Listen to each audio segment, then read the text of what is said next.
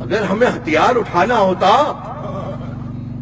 تو ہم تو جب 63 جنا دیتے تھے ایک ایک کی ایسی کی تیسی کر کے رکھ دیتے. لوگ اپنے گھروں دفتروں کو چھوڑ کے چلے گئے تھے. خدا کی قسم، رب خدا کی عزت کی قسم، ہمارے قائدین نے ہمیں درس ہی نہیں دیا تھا. درس نہیں دیا تھا. ماننا یا کسی کا باپ بھی اسمبلی کے اندر بیٹھ نہیں سکتا تھا.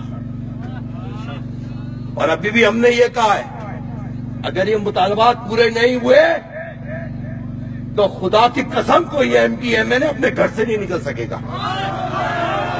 یہ ہلکا نہیں لینا، ہلکا نہیں لینا.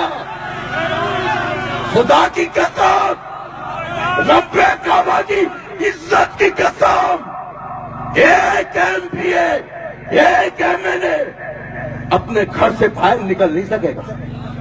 نارے وال میں جا کے دیکھو کیا حشر ہے. جاؤ، ڈپٹی کمشنر اور ایس پی سب گاڑیاں چھوڑ کے بھاگے ہیں. ابھی تو یہ حکم نہیں ہوا ہے. ابھی تو صبر صبر صبر صبر صبر صبر صبر صبر. اب تو 90 سے صبر کر رہے جنازے اٹھا اٹھا کے. ہم نے 5 جنازے ایک دن میں اٹھائے. قسم خدا کی انہی بزرگوں کے دیے ہوئے صبر پہ چلے.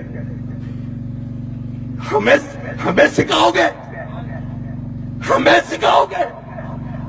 یہ ہماری شرافت ہے کہ جو تم لوگوں کو آج اسمبلیوں میں پہنچے ہوئے ہو. یہ ہمارے لوگوں کی بے حسی ہے. لیکن اس ختم نبوت کے ایشو پہ، ناموس رسالت پہ کوئی کمپرومائز نہیں.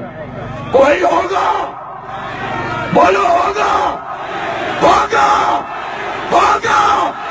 ہاں، یہ آواز کو سمجھنا نہیں، تمہارا باپ بھی نہیں دبا سکتا.